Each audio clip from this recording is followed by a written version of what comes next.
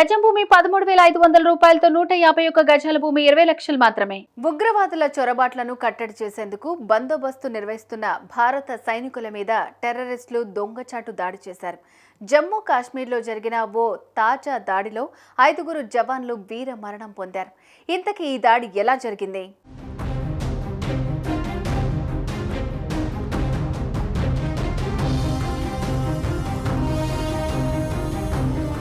గత నెల జమ్మూ కాశ్మీర్ రాష్ట్రం రాజౌరీలో జరిగిన ఉగ్ర దాడిలో 5 వీర సైనికులు ఆత్మత్యాగం మరవకముందే మరోసారి టెర్రరిస్టులు సైనికుల మీద దొంగ దెబ్బ కొట్టారు. జమ్మూ కాశ్మీర్లోని పూంచ్ జిల్లాలో జవాన్ల తరలింపు ఉన్న 2 సైనిక వాహనాలపై గురువారం ఉగ్రవాదులు కాల్పులకు తెగబడ్డారు. పూంచ్ జిల్లాలోని ధేరా గాలి బ్లూఫియార్ మధ్య గల దత్యార్ మోర్ వద్ద గురువారం మధ్యాహ్నం 3:45 ప్రాంతంలో ఈ దాడి జరిగింది. ఈ దాడికి ముందు టెర్రరిస్టులు ఈ ప్రాంతంలో రెక్కి నిర్వహించారు. ఈ మార్గంలో ఓ ప్రమాదకరమైన మలుపు ఉంది. ఈ మలుపు దగ్గరకు వచ్చిన సైనిక వాహనాలు కొద్దిగా స్లో అవుతాయి.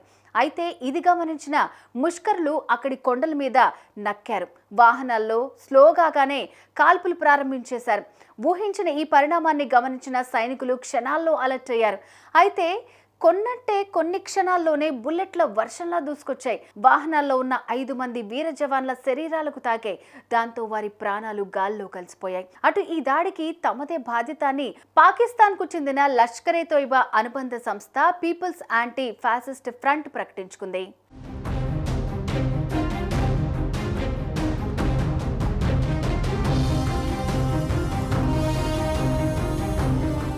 ఉగ్రవాదుల కదలికల సమాచారంతో ధేరాకి గాలి ప్రాంతంలో ఓ ఆపరేషన్ నిర్వహించేందుకు సైన్యం వెళ్తున్న సమయంలో ఈ ఘోర కలి చోటు చేసుకుంది.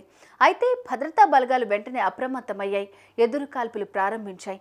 దీంతో ఆ టెర్రరిస్ట్ కుక్కలు పారిపోయాయి. సుమారు 3-4 తీవ్రవాదులు ఈ కాల్పుల్లో పాల్గొన్నట్లుగా అధికారులు భావిస్తున్నారు. కాల్పులు జరిగిన ప్రాంతంలోకి పెద్ద ఎత్తున సైన్యం తరలి వెళ్ళింది.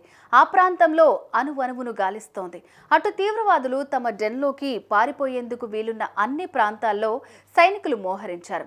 దెబ్బకు రెండింతల దెబ్బ కొట్టే దిశగా ముందుకు కదులుతోంది.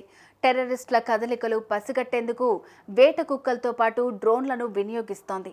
దేశ రక్షణలో అసువులు బాసిన ఆ భారతమాత ముద్దు బిడ్డలకు భారతదేశం మొత్తం నివాళి ఘటించింది.